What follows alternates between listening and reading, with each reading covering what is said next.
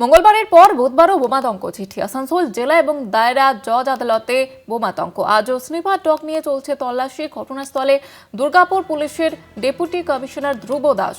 আপনাদের জানিয়ে রাখবো, গতকালও আমরা দেখেছি একাধিক আদালতে এই হুমকি মেল আসে, হুমকি বার্তা আসে এবং তারপরে বোমাতঙ্ক ছড়িয়ে পড়ে। কোথাও ফোন, কোথাও মেল করে হুমকি দেওয়া হয়, ডিআরএক্স দিয়ে উড়িয়ে দেওয়া হবে আদালতে, এমনটাই হুমকি আসে। এবং আজকেও আবারও একই ঘটনা, বোমাতঙ্কে তল্লাশি চলছে বহরমপুর আদালতেও। একাধিক আদালতে আজকেও চলছে তল্লাশি স্নিপার ডগ নিয়ে।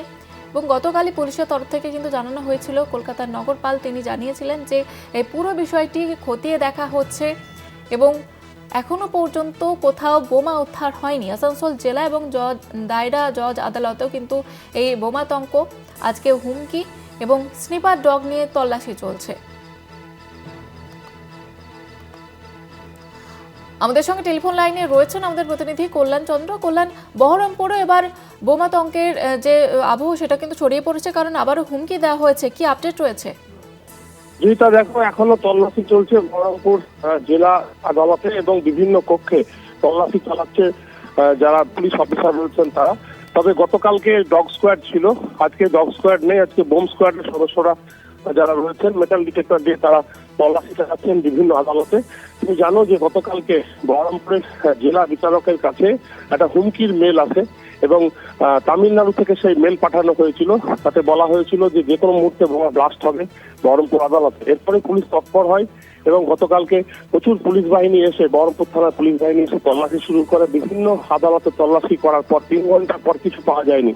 তবে নিরাপত্তার কোনো রকম ত্রুটি রাখতে চাইছে না বহরমপুর পুলিশ, যার ফলে কিন্তু আজকেও আদালতে শুরু হয়েছে এই তল্লাশি। তবে আইনজীবীরা জানাচ্ছেন, কেউ কোনো আইনজীবী জানাচ্ছেন যে চক্রান্ত করেই বিচারকরা যাতে কোনোভাবে এসআর যে সমস্যা রয়েছে, এসআর যে নিষ্পত্তি যাতে না করতে পারেন, সে কারণেই কিন্তু মুর্শিদাবাদের পাশাপাশি বিভিন্ন রাজ্যের আদালতে এই ধরনের মেল পাঠানো হয়েছে, যাতে সাধারণ মানুষ আরো বিব্রত হন। এবং তুমি জানো যে সাধারণ মানুষ বারবার বলে আসছে যে এসআর এর নামে যেভাবে নির্বাচন কমিশন হয়রানি করছে তাতে তারা বিভ্রান্ত। তুমি জানো মুর্শিদাবাদ জেলায় অনেকের মৃত্যু হয়েছে, কেউ কেউ আত্মহত্যা করেছেন, অনেক বিএলও মারা গেছেন। যার ফলে মানুষ, যে সমস্ত মানুষ যাদের শুনানিতে ডাকা হয়েছিল, অর্থাৎ মুর্শিদাবাদ জেলায় প্রায় 18.5 লক্ষ মানুষকে শুনানিতে ডাকা হয়েছিল, তার মধ্যে প্রায় 8 লক্ষ থেকে 9 লক্ষ মানুষ যাদের এই নিষ্পত্তি করার কথা রয়েছে, অর্থাৎ এসআরএল, সেই সমস্ত প্রক্রিয়া শুরু হবে। তার আগে কিন্তু এই ধরনের হুমকি ছড়ে, যার ফলে মানুষও খুব সমস্যায় এবং চিন্তায় পড়ে রয়েছেন যে তাদের নিষ্পত্তি, এসআর নিষ্পত্তি কিভাবে হবে। কারণ বিচারকদের কাছে যদি এভাবে হুমকি যায় তাহলে সাধারণ মানুষের নিরাপত্তা কোথায়? কিন্তু ঘটনা যে হচ্ছে যে মুর্শিদাবাদে যেভাবে যে বিচারকরা, অর্থাৎ 10 জন বিচারক ঠিক হয়েছিল, তুমি জানো সেটা করা হয়েছে এবং আইনজীবীরা জানিয়েছেন যে, এবং পাশাপাশি প্রশাসন জানাচ্ছেন যে মুর্শিদাবাদে 22টা বিধানসভায় 22 জন বিচারককে ঠিক করা হয়েছে। তারা বিভিন্ন বিধানসভায় যাবেন এবং এই এসআর নিষ্পত্তি করবেন। কিন্তু তার আগে এইভাবে হুমকি এবং হুমকির পরে তল্লাশি, তার ফলে আতঙ্ক ছড়িয়েছে সাধারণ মানুষের মধ্যে এবং পাশাপাশি আইনজীবীদের মধ্যে। ধন্যবাদ জানাবো কল্যাণ। আজকেও একাধিক আদালতে আমরা দেখতে পাচ্ছি যে হুমকির চিঠি কিন্তু আসে এবং ইতিমধ্যে তল্লাশি চালানো হচ্ছে। ওদিকে আসানসোল জেলা আদালতে এবং সেখানেও কিন্তু বোমাতঙ্কের চিঠি পাওয়া গিয়েছে। মঙ্গলবারের পর বুধবারেও কিন্তু সেখানে তল্লাশি চলছে। আর এই নিয়ে কথা বলবো, সরাসরি রয়েছেন আমাদের প্রতিনিধি পবিত্র। ঠিক কি ছবি উঠে আসছে? আজকেও সেখানে বোমাতঙ্কের একটা আবহ তৈরি হয়েছে।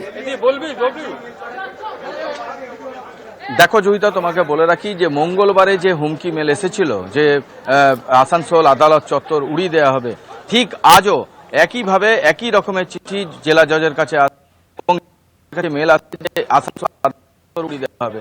এবং তোমাকে বলে রাখি যে আসানসোলে এখন ডগ স্কোয়াড, বোম স্কোয়াডের টিমকে ডাকা হয়েছে। ডগ স্কোয়াড ইতিমধ্যে এসে পৌঁছে পুরো এলাকা তল্লাশি চালাচ্ছে এবং স্নিফার ডগ দিয়ে সব জায়গায় তল্লাশি চালাচ্ছে, দেখছে যে কোথাও কিছু আছে কিনা আদালত চত্বর, আদালতের ভেতরে এবং যে আরও সারাউন্ডিংস যে এরিয়া আছে। পাশাপাশি তোমাকে বলে রাখি যেসব গাড়ি এইখানে আসছে সেইগুলো তল্লাশি চালানো হচ্ছে। এর পাশাপাশি রাখি সমস্যায় পড়েছে যারা যার বিচারার্থী প্রার্থী। কেন সেখানে কাজ বন্ধ হয়ে গেছে, কাজ গতকাল যেমন বন্ধ হয়ে গেছিল, আজ ঠিক একইভাবে কাজ আবার বন্ধ হয়ে গেছে। কেন মানুষের মনে আতঙ্কিত, ওই আইনজীবীরা বাইরে, বিচারক চিন্তা করতে পারছেন না যে কিভাবে কাজ হবে কিনা। এই যে মেল, এই হুমকি মেল বারবার গতকাল এবং আজ আসার পরে প্রশ্নচিহ্ন একটা দেখাই দিচ্ছে প্রশাসনের পক্ষ যে কি গতকাল থেকে 24 ঘন্টা পেরিয়ে গেলেও তার কি কোনো এখনো নিখোঁজ যে খোঁজ করা গেল না, যে নিখোঁজের মতন সে ঘুরে বেড়াচ্ছে নাকি মেল, যে এই যে কেন 24 ঘন্টা পার হলেও সঠিক কোথা থেকে মেল এলো সেটা পাওয়া গেল না। আমরা এখানে একজন পেয়ে গেছি আইনজীবীকে, আসানসোল কোর্টের আইনজীবী, যে আজকে কিরকম ভাবে আছেন আপনারা? আমরা তো আমরা এখানে কাজ করতে আসি, কি মনে আমরা আশা করি যে এখানে আমরা আমার কাজ পাবো, মানে আমরা আমার কাজ করতে পারবো। সেখানে আসানসোল কোর্টের মতন একটা গুরুত্বপূর্ণ কোর্ট, যেখানে জেলা কোর্ট থেকে শুরু করে সিবিআই কোর্ট আমাদের এখানে আছে, এবং এখানে অনেক গুরুত্বপূর্ণ মামলা সেখানে চলে, এবং সেই অর্থে এখানে মানে যে পরিমাণ মানে সিকিউরিটি আমাদের এখানে আমাদের পাওয়ার কথা, সে অর্থে আমাদের এখানে মানে কোনো কিছুই নাই, এবং আমরা খুব মানে আতঙ্কের মধ্যে দিয়ে আজকে কাজ করছি এখনো পর্যন্ত। কিন্তু এটা মানে কতদিন এই সমস্ত কাজ করা সম্ভব আমাদের পক্ষে? বারে বারে যেখানে আমাদের মেল আসছে এবং আমাদের ধমকি আসছে যে আমাদের কোর্টকে দিয়ে বোম দিয়ে উড়িয়ে দেওয়া হবে, আমরা সত্যি বলি আমরা এখনো পর্যন্ত মানে খুবই ইয়ের মধ্যে আছি, আতঙ্কের মধ্যে আছি। তো কি ভাবছেন যে আজকে কি মানে কিরকম ভাবে আজকে কাজ হচ্ছে আপনাদের আদালতে? কাজ এখন মানে সেভাবে এখন হচ্ছে না, তবে যাই হোক জাজ সাহেবরাও এখনো মানে এবারে খুবই ইয়েতে আছে, আতঙ্কের মধ্যে আছে। তো বারবার যদি এইরকম চিঠি কাজের ব্যাঘাত হচ্ছে, এটা আমরা কি বলবো, আমাদের মানে আমরা মেলে কি এসেছে, কি মেলে এটাই এসছে যে আজকে দুপুর 1টার পরে আমাদের সেই একই মানে কালকে যে মেল এসেছিল আজকেও সেই একই মেল, যে এটাকে আমাদের আসানসোল জেলা কোর্টকে বোম দিয়ে উড়িয়ে দেওয়া হবে। হ্যাঁ, নামাজের পরে আজকে হবে, মানে আজকে ওরা নামাজ পড়বে, তারপরে নাকি আমাদের কোর্টটাকে উড়িয়ে দেওয়া হবে।